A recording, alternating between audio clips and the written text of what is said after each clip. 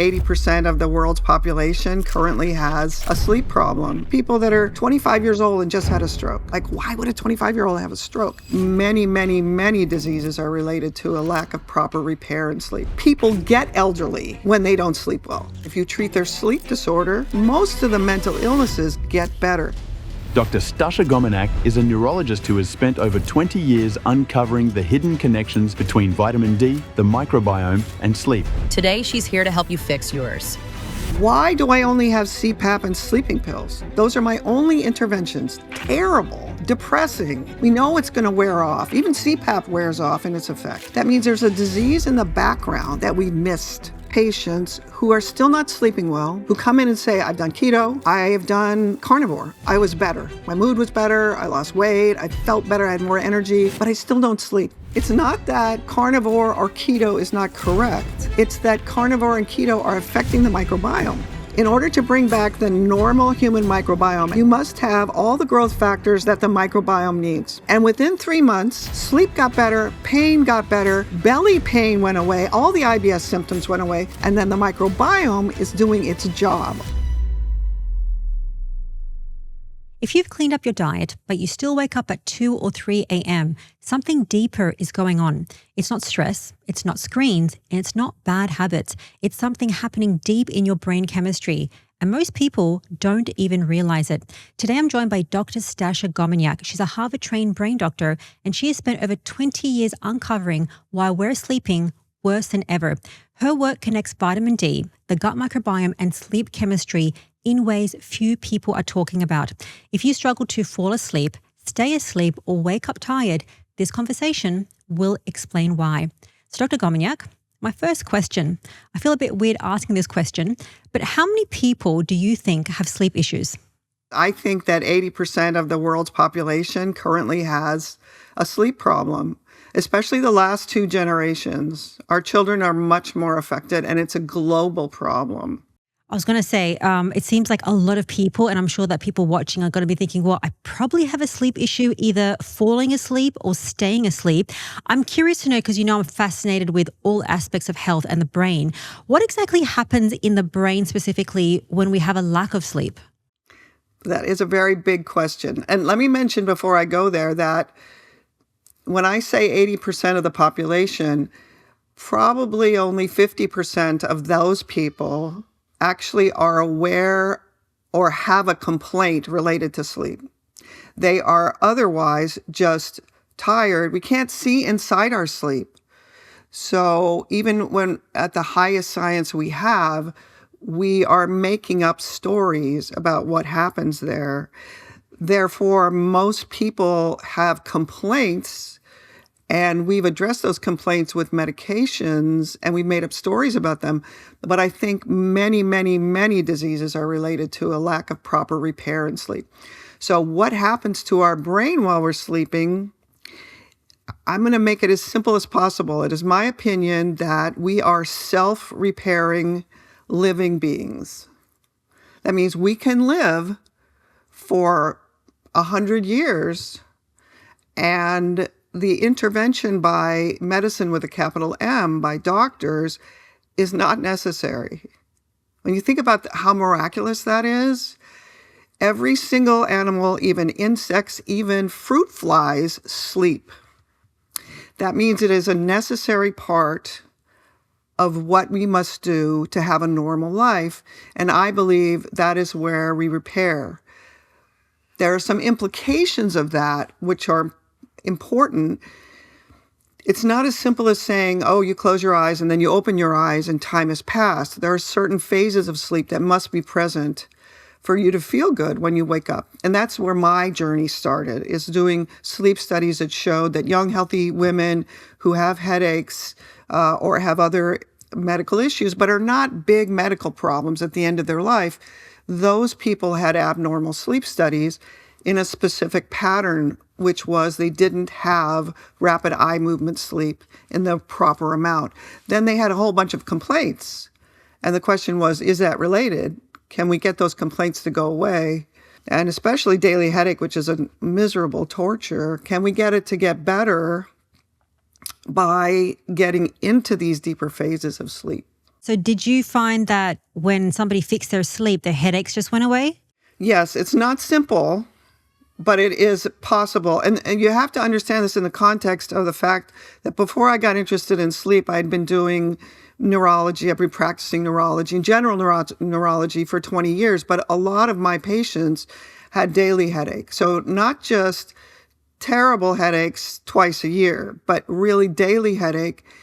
That means it's a chronic condition, it's a genetic condition, but what I would see is no matter which medicine I would try, if you're practicing long enough, they'll come back by the fourth year and say, it used to work, now it doesn't, and now I've gained 20 pounds. And the medical treatment of headache is very poor. People function, but their lives are miserable. So to say I can make it go away is a big promise. And it turns out that you have to get really good at sleep. They are still the hardest problem to fix by fixing the sleep. Yes, the headaches can go away, and then they can come off the medicines and use episodic medicines. So when I fell into the sleep interest and I started to read the anatomy of the brainstem, I began to realize that, all these headache symptoms are actually related to the little clumps of neurons that are in the brainstem. Dizziness, vertigo, nausea, all these things that the current headache dogma doesn't explain. They're all just packed together, very, very close together in the brainstem, which is about this big. So what you're saying is, so migraines and headaches, that is deeply related to your sleep switches that's in a deep part of your brain, a tiny little part, and that comes back to your sleep. And there's other aspects of sleep that manifest into disease. What about other conditions, like, for example, Alzheimer's? You mentioned there is a connection with Parkinson's from lack of sleep. Let's say something happens to me, like I move indoors and I'm not outside enough, and then I lose this really important ingredient, which is a hormone called mistakenly vitamin D. It's really hormone D. When that happens, there is a cascade of events, and one of them is, because D is heavily involved in sleep, I start to sleep badly. So D is huge. The microbiome is huge. Sleep, even if you're not aware that your sleep isn't complete, if you're missing certain components of getting into the repair phases, you will then have certain things that develop 40 years later. If I lose the necessary ingredients for my brain to sleep normally, I will have these long-term consequences. So I'm curious, how much is too little sleep? That's a great question. And that is the way most people and most experts address sleep. It's more important to ask, how do you feel? And ultimately, when I stumbled into what we're going to talk about more, which is D and correcting the microbiome, I was able to see people get better. So first you have to be able to say, well, how do we establish what the normal is? And then you have to say, okay, if you have to sleep 9 hours, if I get your sleep better, where does it finally end up? Where do you finally end up? You have to be able to see the person get better, and you're not going to do that with only sleeping pills and CPAP and dental appliances. It turns out that most people actually fall back to about 8 hours. It's 7 to 8, and most of them fall asleep at 10 and wake up at 6. Now, that's funny because 8 hours is what we finally go to, but there's a really important idea, which is the people who come to me to help with as a sleep coach, either because they have an autoimmune disease, even though they don't think they have a sleep disorder, or because they have a sleep disorder, they have to sleep longer than 8 hours because there's something wrong. There are repairs that have been deferred. Some of the sleep experts are saying we can never make up for the sleep that we miss. That is incorrect. Absolutely incorrect. If you want to turn back the clock and solve diseases that have been there for 10 years because you weren't repairing normally, then it makes perfect sense that you have to actually sleep longer. One of the fascinating things that I saw was that our brain seems to prefer certain times to do extra sleep, which is early in the morning. So when my patients start to get better, frequently they wake up too early. They're tired. And at 6:30, they have to awaken.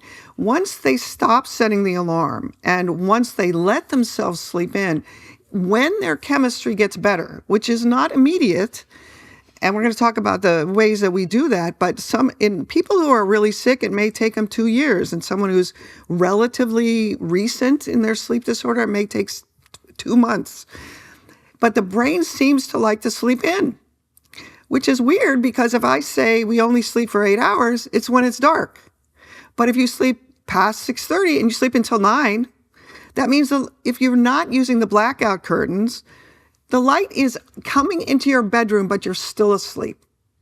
The second place that seems to be favored is after lunch. So you have a little nap after lunch. Those two things, I learned to look for them. And I learned to tell my clients and my patients to look for that. Because most of us who have sleep disorders have a little mom voice in the background saying, you know, Rena, if you sleep during the day, you'll never sleep at night. So why would you want to do that? So I have to coax them into the idea that they want to sleep in, that they actually, if they have the opportunity, they should not be getting up with the alarm. And if they feel like they want to nap, and almost all of my clients will say, I haven't been able to nap since I was a teenager, or I've never been able to nap. I say, okay, well, you may not ever, but if you feel like you want to lie down and sleep, I want you to try to do that. And it'll usually be somewhere 1 or 2 in the afternoon. If you don't sleep, just rest, and then you'll wake up. And always notice, if you nap, how you feel afterwards.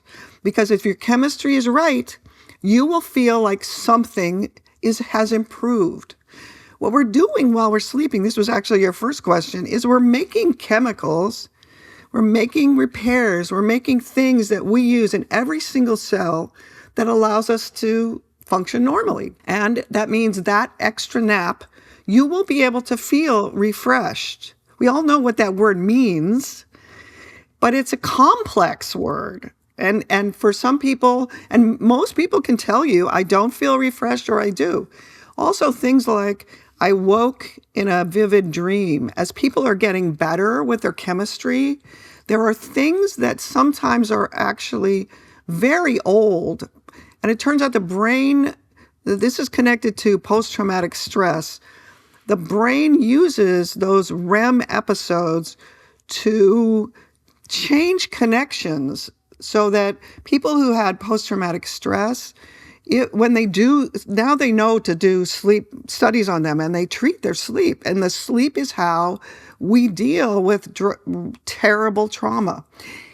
It turns out when you start to sleep again and you haven't slept normally for 20 years, the brain still knows it has work to do that's from your childhood. I had one client who said, I am having these dreams about these big cows with these big horns that were from my childhood. I haven't lived in India since I was 8, but I'm having these cow dreams where they're running down the street and scaring me. Those have to be completed. The brain has a list of things emotionally that it must go through to feel better. That sounds flaky, but if you think of it in the terms of evolutionary help and the fact that we are really the only animals that don't have a predator waiting to kill us. Every other animal on our planet, they jump out of their little hidey hole. My squirrels in my backyard have a predator that's willing to kill them. That means that's really traumatic. That has to be dealt with for them to feel happy, goofy, come out of their little hole and still run around and look for food. They're not frightened. We have just seen 30 or 40 years of humans that can't leave their home because they're frightened. There are aspects to that we have other articles that have shown that if you treat their sleep disorder, agoraphobia gets better. Most of the mental illnesses get better. It's not as simple as saying, oh, just sleep better, because trying to be able to sleep better is extremely complex, and there are so many missing items. But if you wait long enough and you try things, ultimately, my program, Right Sleep, is not just a vitamin recipe. It is really about a belief system, which is we can't really tell what things are missing for our brain to have normal sleep. But if we accept the concept that the brain was designed to know how to do this, your baby pops out, your baby knows how to do everything slowly over time, except if it doesn't. Okay, now that has become much, much more common. But if you view it through, every other animal is not going to see the psychiatrist to get ADHD medicine. They are just spontaneously doing okay. That means even though we're in there as medicine trying to be the puppeteer, these systems were designed to work spontaneously, normally, for years on end. Therefore, if you try things, and we learn more and more, the group of people that I'm working with learn all the time and send me ideas about what we should do.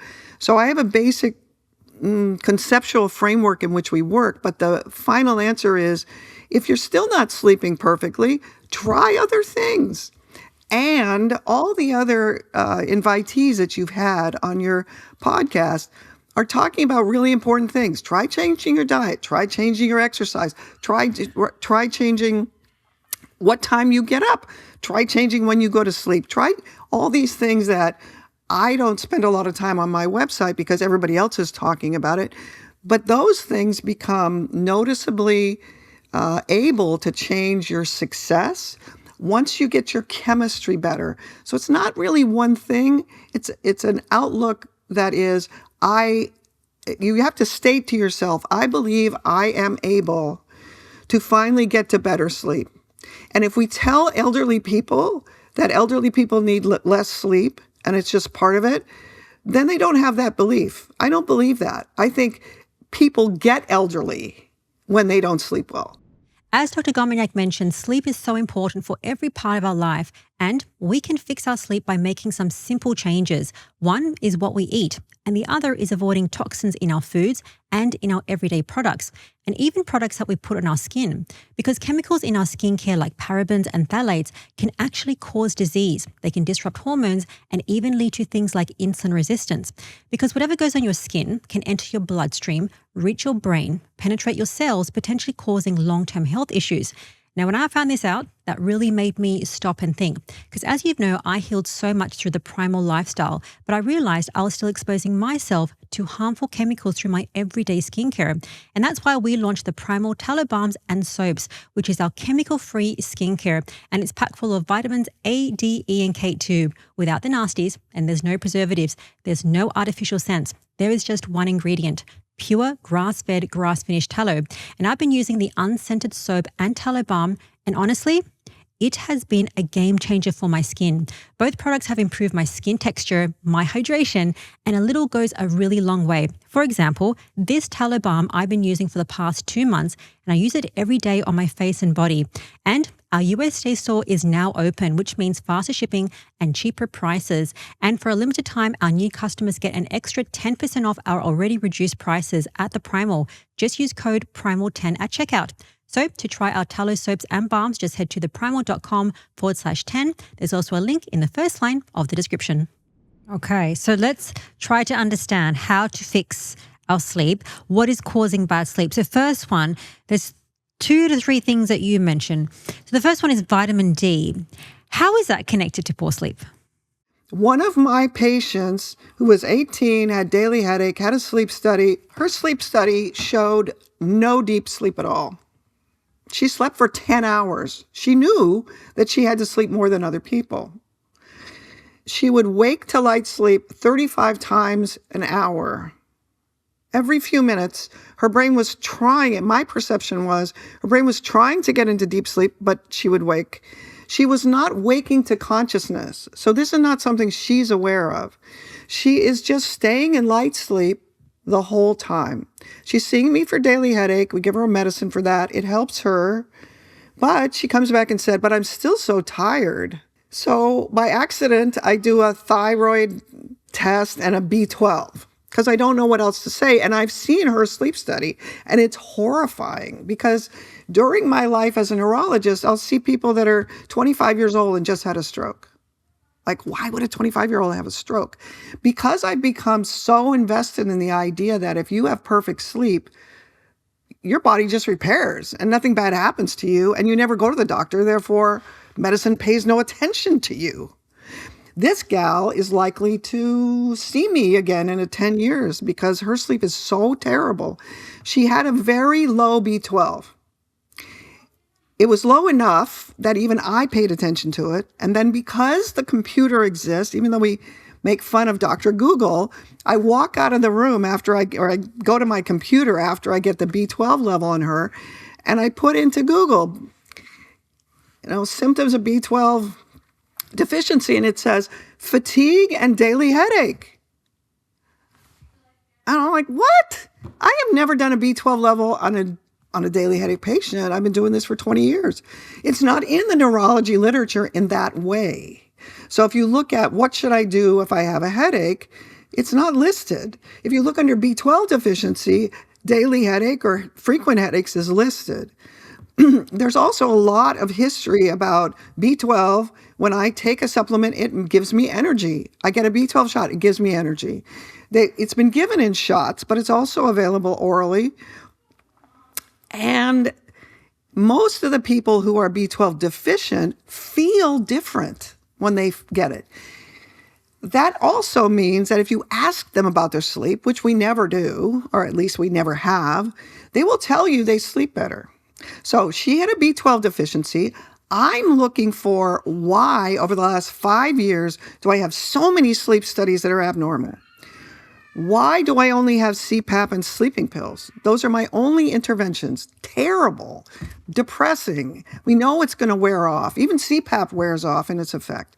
That means there's a disease in the background that we've missed. So I start to do B12 levels in my patients. I start to suggest they do B12 injections because that's all I knew at the time. And many of them come back and say, I'm giving my shots once a week. And I say, well, you're supposed to do it once a month. And they say, well, I get 2 good nights after my shot and then 28 bad ones. So now I'm giving it. And it turns out now they aren't given by the doctor. They give you the little vial and you do your shots yourself. This is a way of changing your whole viewpoint. What if these sleep disorders that I'm seeing that have been reported to be related to B12 deficiency are really about the brain is missing something? So I start to do B12 levels, and then somebody mentions that their doctor gave them D because their D was low and their wrist pain went away.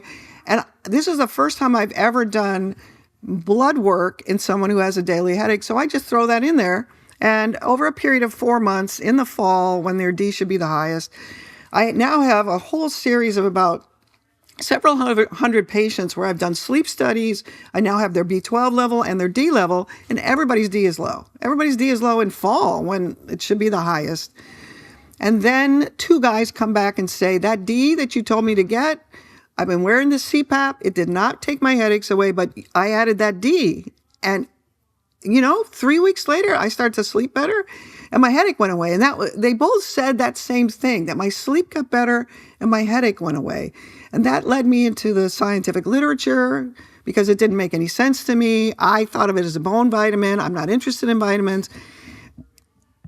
And there are articles from the 1980s that show that the sleep switches that I've been looking at, I've been reading the anatomy of the sleep switches because I don't have anything else to go to.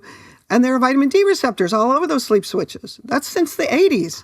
What if in medical school I had been trained to see vitamin D as a hormone, as a pivotal hormone that links us to the outdoors, that affects most of the other hormones in the body, does all sorts of things like, it's low in the winter and higher in the summer. Do we have a dormant phase? Can humans actually become dormant, like hibernation? Yes, in fact, they can. When your body gets a message that we should become dormant, like the trees. Right now in the northern hemisphere, we're in fall. The trees lose their leaves. They're not dead.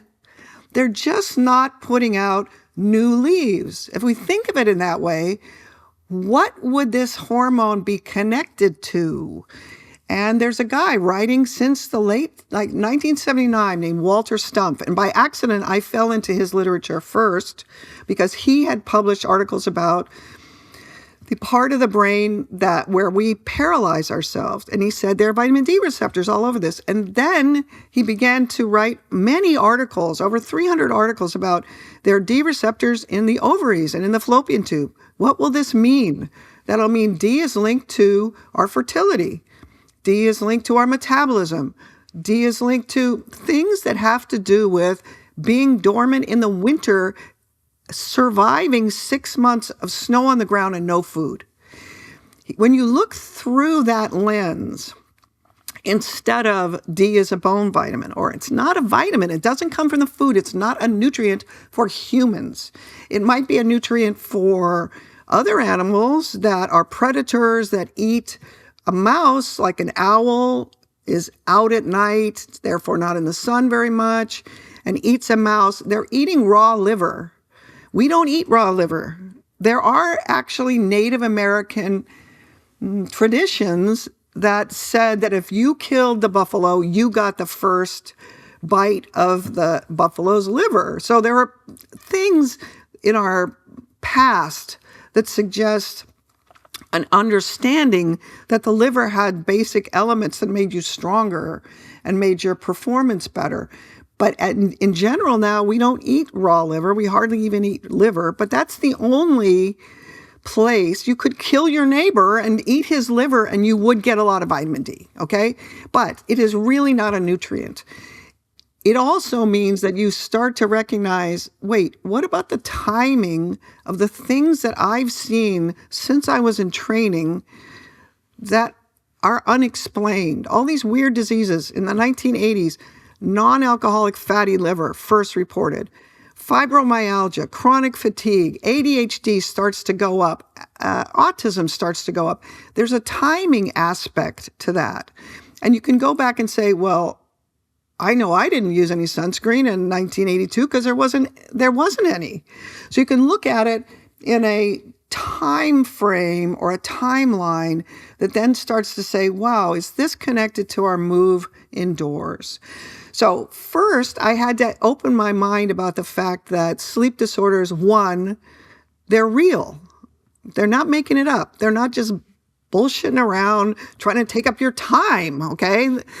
They are real. Two, humans know what they're talking about. They know what their body is experiencing. They may not know why, but you have to listen to them. And then you have to have a concept that maybe something's missing.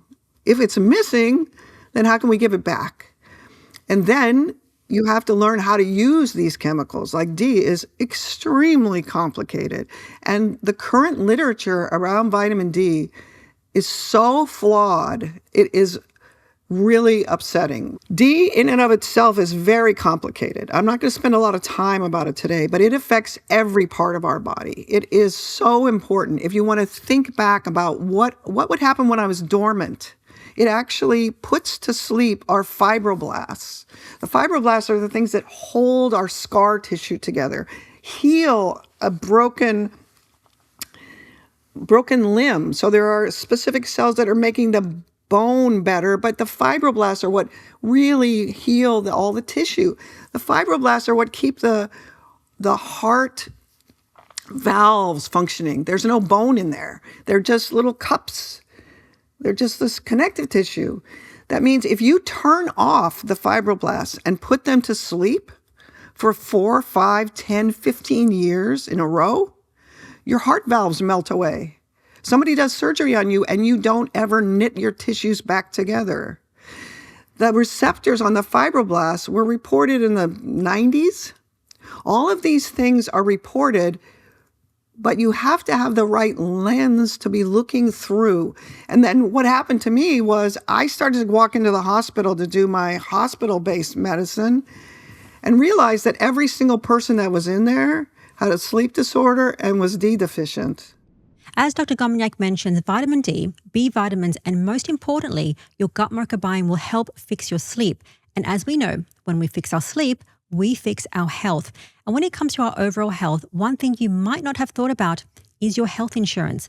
And let's face it, health insurance premiums are skyrocketing. And one reason is to compensate for the increase in chronic illness. And I'm sure if you're taking control of your health, like I am, you want to make every dollar count. And I have first-hand experience with health insurance, thinking a minor procedure would be covered, only to find out it's not. You end up paying out of pocket, including your premiums. And if you're anything like me, well, that can be really frustrating and really confusing. And that's why I'm so proud to have CrowdHealth as a sponsor of today's episode. Now, CrowdHealth works differently. First of all, they are not an insurance company. It's a community-based healthcare platform. And let me explain how it works. For under $100 per month, you get access to a team of health bill negotiators, low-cost prescription, and lab testing tools. And of course, you join your crowd, like the carnival crowd, to cover unexpected healthcare expenses. And here's why it's important. Right now, it's open enrollment, the period where you can sign up again. But this is where also health insurance companies increase their premiums. So if you want to stop playing the health insurance game, try CrowdHealth. So far, CrowdHealth members have saved over $40 million in healthcare expenses. So this open enrollment period, take your power back. Join CrowdHealth. To get started today for $99 for your first 3 months using code PRIMAL at joincrowdhealth.com. That's joincrowdhealth.com with code PRIMAL. CrowdHealth is not insurance. Opt out. Take your power back. This is how we win. Joincrowdhealth.com. You need cholesterol to synthesize the D, so the cholesterol in the skin. So I had a question around, like I'm carnivore, a lot of my audience is carnivore, low carb, keto. So when you have enough cholesterol and you go outside, does that help synthesize the D? And therefore, if you eat enough fat, is that good for your vitamin D and therefore your sleep? I would say yes to all of that. Okay, but there are then, this is very complicated.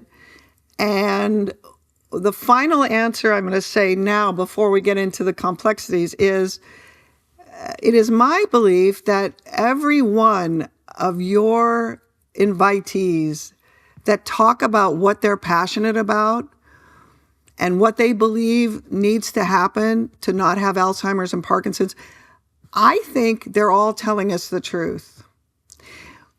Is it possible that every single one of those belief systems, keto, nitric oxide, all these different pieces are playing a role, and they're all telling us the truth? If it's really that complicated, how did this system work on its own? Okay, I just want to give that as a belief system, okay? Because when I started, I thought D was the answer to everything. And I don't really fault my colleagues for telling me, you're a hammer, everything looks like a nail. But over the last 10 years, what I have really figured out is everything, all of these, the different podcasts that I've watched from your station, they're all telling the truth. It's not as simple as saying, if I have a lot of cholesterol because I eat fat, I'll make more D. That might turn out to be true.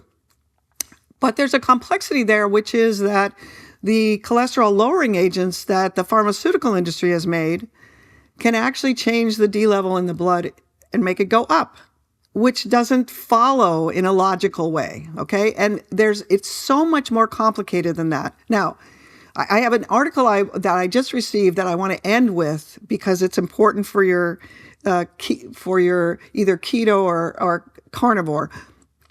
But let me then introduce what we're going to spend the rest of the time talking about, I presume, which is about the microbiome. So I did D with my patients for 2 years. I learned how to dose it.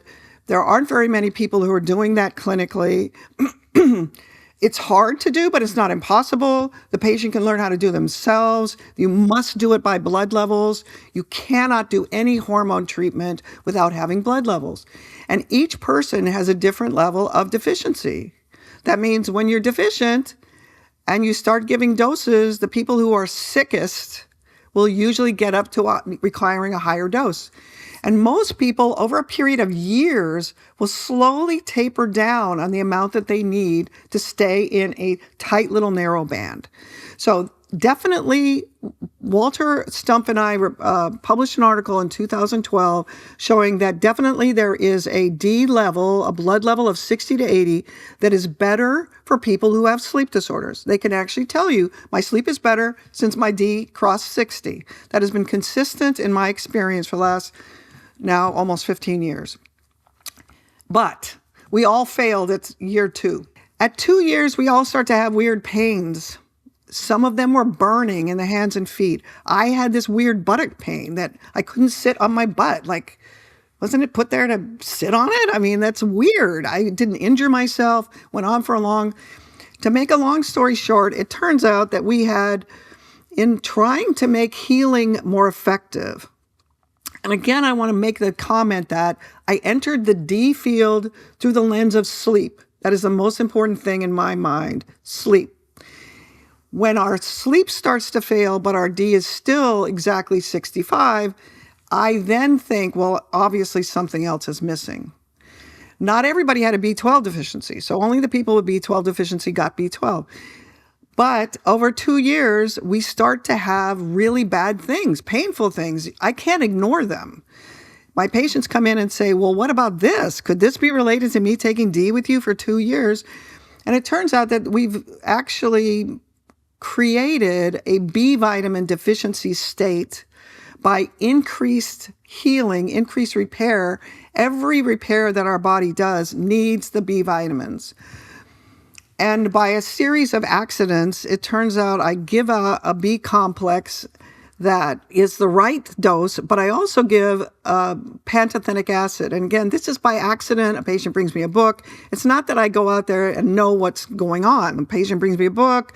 I get to the references from the book. The references are from the 1950s, and they say if you block pantothenic acid, you can cause burning in the hands and feet, and insomnia, and belly complaints, and a funny gait, which several of my patients have also developed, in only 2 weeks. And then I go, okay, I'm going to go buy some because if this can fix my butt pain. So I go and I buy it. These are clinically based experiments. We're doing experiments. I'm doing experiments with my patients because we're desperate, because nobody's writing about it. And it turns out that pantothenic acid is the core of so many things that have gone wrong in our body over the last 40 years that it becomes quite overwhelming. Ultimately, it turns out that the reason why we're pantothenic acid is deficient is because the microbiome makes it. And what ultimately becomes clear is D is a required growth factor for the normal human microbiome. Now, where's the problem there? Well, I just gave D for 2 years. I know that the microbiome is wrong. I'm on a probiotic. We're trading probiotic recipes. My liver specialist has a better one. It's not working. And even though only a third of my patient population has irritable bowel syndrome symptoms, there are a few things that make me wonder, okay, well, I don't know much about bees, so I'm going to start reading about it. And it turns out the literature about bees all say there's a colonic bacterial source and a food source for all the bees, with the exception of for niacin. But nobody comes forward and says, you know, this suggests that the reason why we have 8 Bs, like, what's that about? Why are there 8 things called B? C, D, E, they're all single things except these 8 things called B. Why would we have 8 things called B? Oh, they're all made from bacteria. That means it's the microbiome that is making these Bs. It's not that I was smart enough to know to go and buy a large dose B complex. I did it because I was desperate. I wanted to get back to sleeping well. As several accidents occur, but ultimately, in order to bring back the normal human microbiome, so one, being D deficient over several years is the mechanism by which we lose the friendly, helpful bacteria that we need. And the fortunate part for me was it was not hard to convince my population, my patients at that time, that the microbiome was wrong, because the GI specialists have already been talking about that. That's why we're having these conversations about probiotics. That's why everybody's talking about keto or paleo. We're attaching significance to our diet and actually attaching it to who lives inside us, who's the microbiome that we create. Those ideas are now getting very much more popular. Otherwise, I wouldn't have been able to understand it myself or convince them that it's related. But what I stumbled into by accident was, we have a foursome of phyla that we're supposed to have that gets established spontaneously in the baby drinking mom's milk, but only if mom's milk has enough D and her breast milk has the Bs in it. Where do those Bs come from? Not just from food. They really come from the microbiome. And it turns out the reason why we have 8 Bs is they were originally described when they were using petri dishes to grow bacteria. So the original description of these growth factors were these 8 chemicals are bacterial growth factors. And they're really found by accident because they used a yeast bacterial mixture, like Mrs. Pasteur. This is a made up story, but Mrs. Pasteur is, making bread. And then Louis comes up and he steals that and he pours it into a petri dish and he leaves it at a warm temperature and he watches these bacteria grow in the petri dish. Even now, the petri dishes that everybody is using has a yeast mixture in it. You leave the yeast at a certain temperature, and if you kill it, if you go too cold or too hot, the D won't be produced. The yeast makes D, and the bacteria that benefit from D are the ones that are encouraged to grow in that little petri dish. So all of these 8 growth factors were originally reported as bacterial growth factors. But then the next idea came, if bacteria need growth factors, maybe humans do too. And then the idea of vitamins grew out of that. That means I gave B100 or B50 to my patients who are already replete or fully supplemented with D, and everything got better like overnight, really fast, if the dose was right. If the dose of pantothenic acid, which I was assuming was the major deficiency that caused the burning in the hands and feet, because that's what was reported. If that was the major problem, then they should get better. And my 2 patients with burning in their hands and feet got immediately better on 400 milligrams of pantothenic acid. But everybody else came back and yelled at me and said, you told me to take this 400 milligrams because that's what the books say. Even now they say 500 milligrams is the recommended dose. They all came back and said, I couldn't sleep at all. I was terribly agitated immediately. Like, that's like a drug. That's like, I don't know, a stimulant. These are the chemicals that I use as a neurologist, okay? So this is an ADD medicine. Immediately, the dose is too high, they get agitated. Why would a vitamin go right up into our brain and cause something like that? That is really peculiar.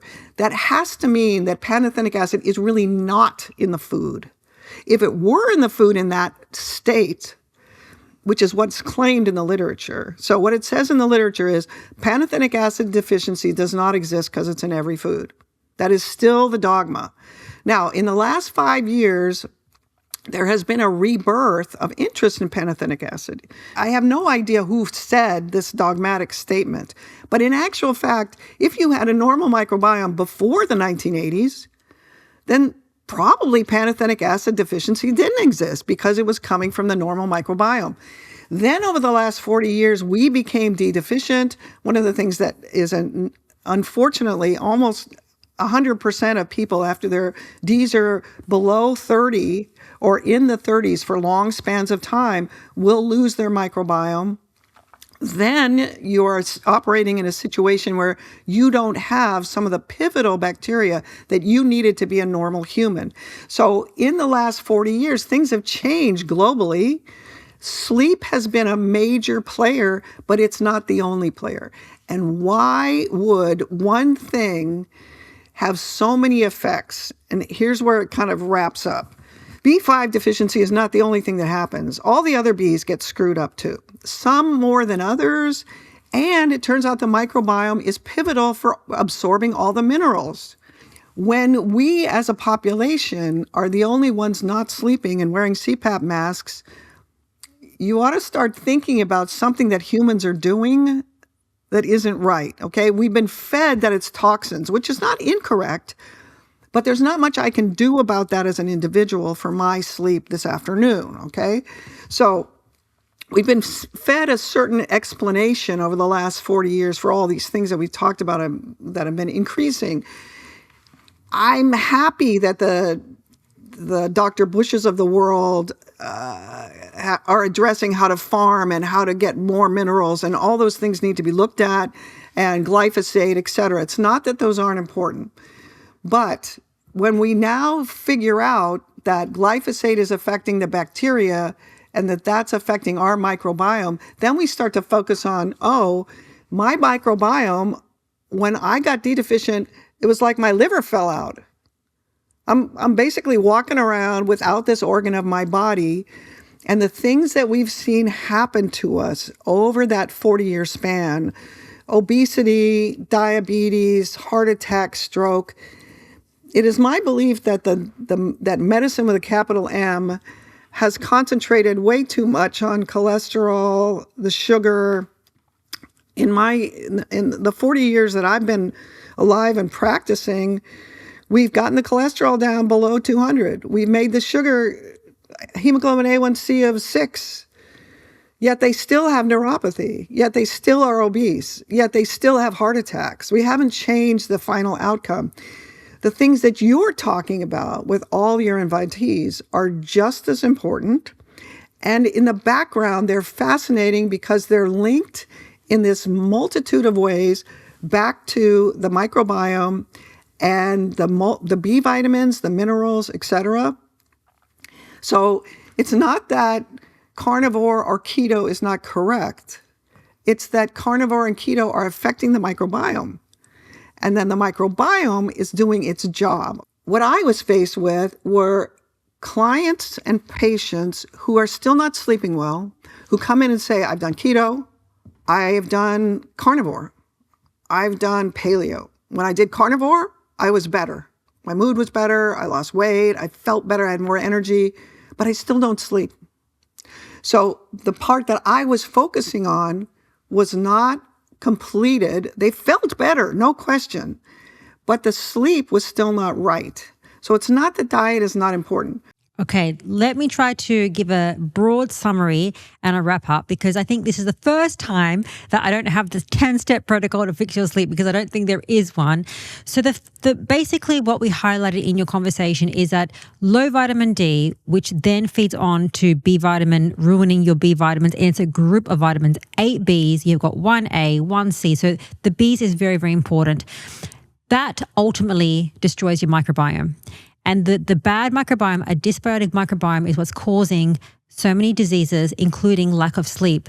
The way to fix it is to get back to your natural environment. Carnivore keto is going to help because it's part of our ancestral environment, but diet alone is not going to fix it. We also need to get outside because we need to have all that sun on our skin, and it has all these chemical reactions that support our hormones.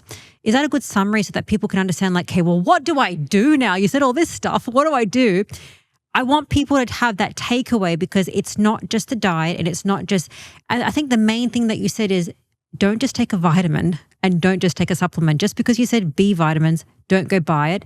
Don't just go buy B5, and don't just go buy vitamin D.